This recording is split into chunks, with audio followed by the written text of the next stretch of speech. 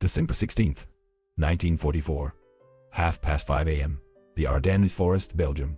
Over 200,000 German soldiers pour through the fog in near total silence. American positions, thinly held by inexperienced divisions resting after brutal combat, are overrun in minutes.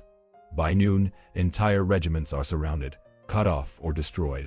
German panzer columns race westward toward the Meuse River, just as they did in 1940 when they conquered France.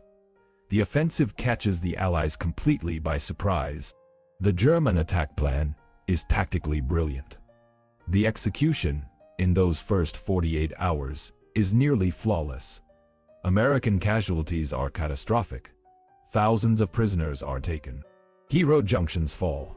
For the first time since D-Day, the Germans are advancing, not retreating. But at German field headquarters 60 miles behind the front lines, the officers commanding the armored spearheads are not celebrating. They are looking at fuel gauges, at supply reports, at the maps showing American reinforcements already moving toward the battle. And they are sending increasingly desperate radio messages back to high command. One message, intercepted and decoded by Allied intelligence 3 days into the battle, contained a single sentence that revealed the entire truth of the Bulge offensive. A German panzer commander facing the American 7th Armored Division near St. Vith radioed this to his superior. "We face 600 Shermans and they have unlimited fuel. We have 50 tanks operational and enough fuel to advance 50 miles. We cannot win this." He was right. And the story of why he was right, why Germany launched an offensive it could not sustain, and what happened when fuel ran out in the middle of the largest battle on the Western Front, reveals the desperation and delusion of Nazi Germany in its final months. The Battle of the Bulge is often taught as a story of American resilience.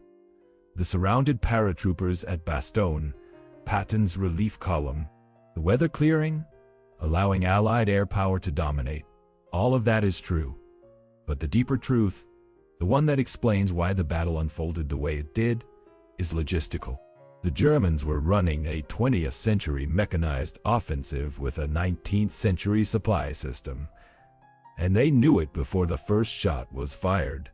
Let me show you what that looked like. The German attack plan, codenamed Wacht am Rhein, Watch on the Rhine, was designed by Hitler himself over the objections of nearly every senior field commander. The objective was audacious. Punch through weak American lines in the Ardennes, race 125 miles to the port city of Antwerp, split the Allied armies in half, encircle and destroy 4 British and Canadian armies in the north, and force the Western Allies to negotiate peace. If it worked, Germany could focus all its strength on the Eastern Front against the Soviets, where the war could theoretically still be salvaged. If it failed, the war was over. Germany had no strategic reserves left. This was it. Hitler allocated 200,000 men, 600 tanks and assault guns, and 1,900 artillery pieces to the offensive. On paper, it was a formidable force, the largest concentration of German armor on the Western Front since 1940. But there was one critical problem that every field commander immediately identified. Fuel. Germany's fuel situation in December 1944 was catastrophic. Allied bombing had destroyed synthetic fuel plants across Germany. The Romanian oil fields at Ploieti, Germany's primary natural source of petroleum, had been captured by the Soviets in August. Fuel production was down 90% from 1943 levels. The German army was rationing fuel so severely that panzer divisions were prohibited from conducting training exercises. Tank engines were started only when absolutely necessary to conserve fuel. Trucks sat idle. Even staff cars were restricted. For the Bulge offensive, German quartermasters calculated that the attacking divisions would need 1,400,000 gallons of fuel to reach Antwerp. They had stockpiled 900,000 gallons. That was enough to get the panzers about halfway to the objective, roughly 60 miles. Hitler's solution to this math problem was insane, and it reveals just how delusional German strategic planning had become. He ordered the panzer commanders to capture American fuel depots as they advanced. The plan literally assumed that the attacking Germans would refuel their tanks and trucks with captured American gasoline. When General Hasso von Manteuffel, commander of the 5th Panzer Army, heard this plan, he reportedly said, "So we are expected to drive to Antwerp on enemy fuel that we have not yet captured, that may not exist where we think it does, and that the enemy will certainly destroy before we reach it." That's exactly what Hitler expected, and Manteuffel, like every other general, was ordered to attack anyway. Here is what happened when that fuel reality collided with combat. In the first 2 days of the offensive, German armored spearheads advanced faster than anyone expected. The 1st SS Panzer Division, the most elite unit in the attack, penetrated 12 miles into American lines in 24 hours. Kampfgruppe Piper, a battle group of 4,000 SS troops and 100 tanks commanded by Joachim Piper, raced toward the Meuse River bridges, the key objectives. But by December 18th, just 48 hours into the offensive, Piper's tanks were running on fumes. His column had captured small American fuel dumps, but nothing like the massive depots his plan required. American defenders, retreating in good order, destroyed fuel stocks before the Germans could seize them. Piper radioed his division headquarters with a fuel status report. He had advanced 25 miles. He had enough fuel to advance perhaps 10 more. He was 90 miles from Antwerp, and he was about to be cut off by American reinforcements closing in from the north and south. His superior officer radioed back, "Capture fuel and continue the attack." Piper's response, recorded in German radio intercepts now held at the United States National Archives, was blunt. "There is no fuel to capture. The Americans have destroyed everything. I need 50,000 liters immediately, or this Kampfgruppe is immobile." The 50,000 liters never arrived. By December 19th, Piper's battle group was surrounded near Stoumont, Belgium. His tanks, out of fuel, were abandoned. His men escaped on foot, leaving behind over 100 armored vehicles, the largest loss of German armor in a single engagement on the Western Front. But Piper's fuel crisis was just one example. The same pattern repeated across the entire German offensive. Units would advance rapidly for 24 to 48 hours, then grind to a halt as fuel ran out. Tanks that should have been spearheading the attack sat motionless on roads, waiting for fuel trucks that never came. And here's the contrast that makes this even more devastating. While German panzers sat idle for lack of fuel, American units were moving hundreds of miles in days, fully fueled, fully supplied, ready to fight the moment they arrived. Let me show you what that looked like. December 18th, 1944.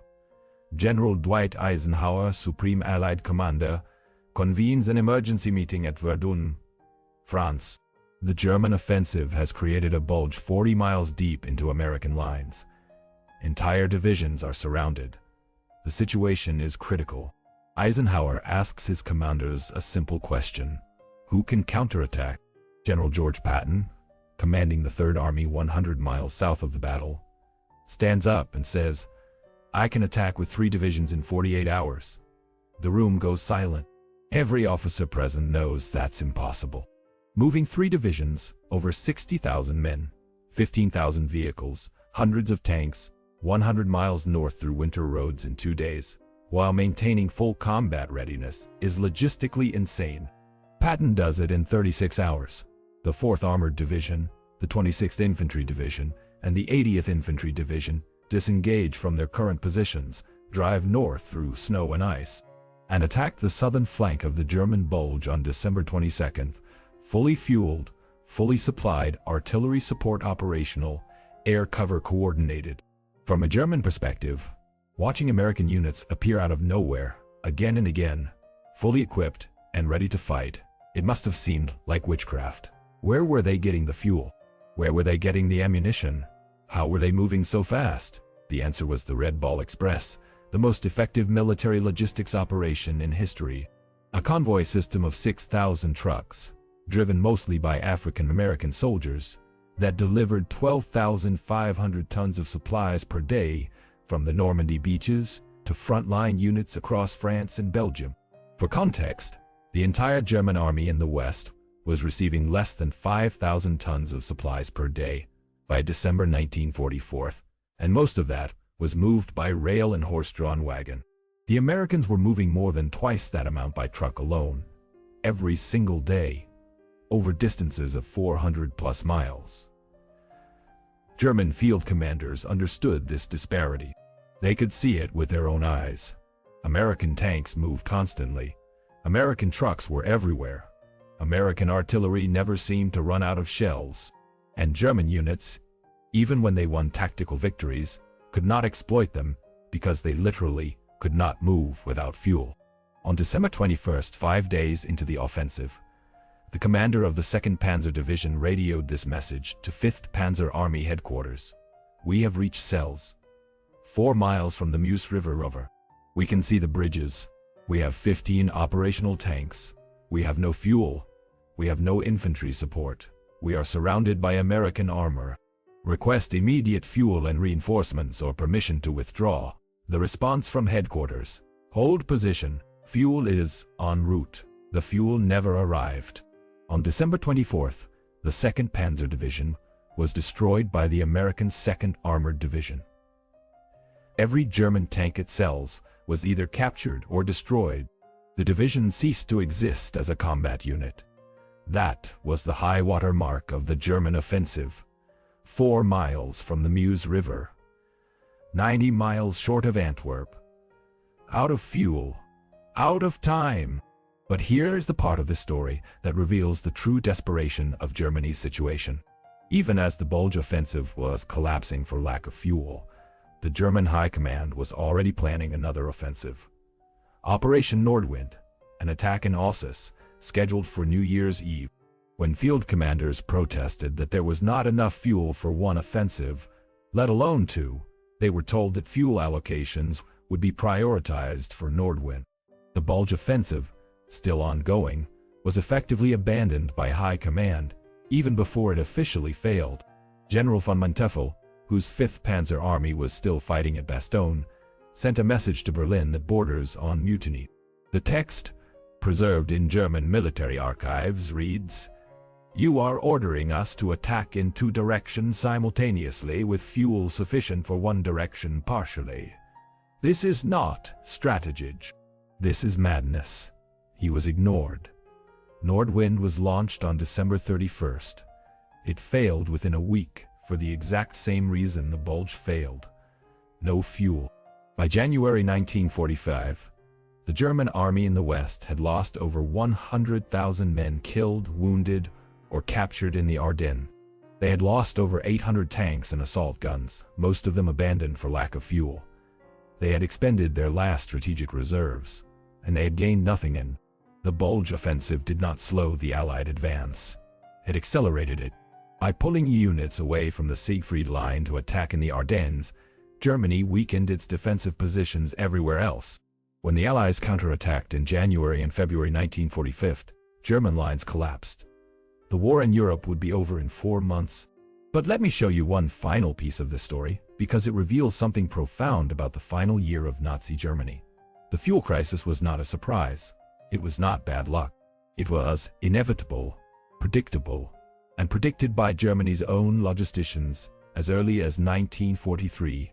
Albert Speer, Reich Minister of Armaments and War Production, the man responsible for keeping Germany's war machine running, presented a report to Hitler in August 1944. The report, now declassified and available in the German Federal Archives, stated the following: "Fuel production is catastrophic and will worsen. Current stocks will sustain defensive operations only. Any major offensive will exhaust reserves and leave the army immobile. I recommend against any large-scale attacks until fuel production can be restored." Hitler's response, according to Speer's post-war memoir, was to accuse him of defeatism and threaten him with removal. The Bulge offensive was ordered 2 months later. This is the pattern of Nazi Germany's final phase. Reality was reported. Reality was ignored. Operations were ordered that had no logistical foundation, and soldiers died implementing strategies that generals knew were impossible. The intercepted radio messages from the Bulge tell this story in the voices of the men who lived it. Panzer commanders begging for fuel. Infantry officers reporting that their supply columns were still using horses and could not keep up with the advance. Fuel truck drivers reporting that they had been strafed by American fighter bombers and destroyed before reaching the front line. One message, sent on December 23rd by an unknown German officer, is particularly haunting. We advanced 40 kilometers in 2 days. The Americans fell back in perfect order, destroying every fuel dump, every supply cache, every bridges. Now we sit motionless, waiting for fuel that will not come, while American reinforcements arrive by the hour. We were sent to win the war. We have fuel for 50 miles. I do not understand the plan. There was no plan, not a realistic one. The Bulge offensive was a gamble born of desperation, a hope that American lines would collapse, that fuel depots would be captured intact, that somehow the logistical realities that governed every other campaign would not apply to this one. It did not work. It could not work. And the men fighting the battle knew it could not work from the moment they saw their fuel gauges. Here is the lesson that transcends World War II. Logistics wins wars. Not tactics, not bravery, not even technology. Logistics, the ability to move supplies from factories to front lines. The ability to sustain operations over time and distance. The ability to keep your forces fed, fueled, and armed. The Germans were tactically superior in many engagements during the Bulge. They achieved surprise. They fought with skill and determination. But they were logistically bankrupt, and in modern war, logistics is everything. The Americans understood this. Eisenhower's greatest achievement was not D-Day. It was building a logistics system that could sustain millions of men fighting across a continent, supplied from ports thousands of miles away, never running out of fuel, ammunition, or food. The Red Ball Express, the fuel pipelines laid across France, the port operations at Antwerp handling 20,000 tons of cargo per day, the repair depots that could rebuild destroyed tanks in 48 hours. That is what won the war. And the Germans, watching American units move with unlimited fuel, while their own panzers sat motionless, understood this too late. Here is my question for you. Knowing that Germany's fuel situation made the Battle of the Bulge offensive logistically impossible from the start, why do you think Hitler ordered it anyway? Was it desperation, delusion, or did he genuinely believe that willpower and tactical skill could overcome material reality? And what does that tell us about leadership, about decision-making under pressure, about the danger of ignoring the people who understand the details? Drop your thoughts in the comments. I want to see this debate. If this changed how you understand the Battle of the Bulge, hit that like button and subscribe for more history that shows you the logistics, the decisions, and the reality behind the battles everyone thinks they know. Thank you for watching.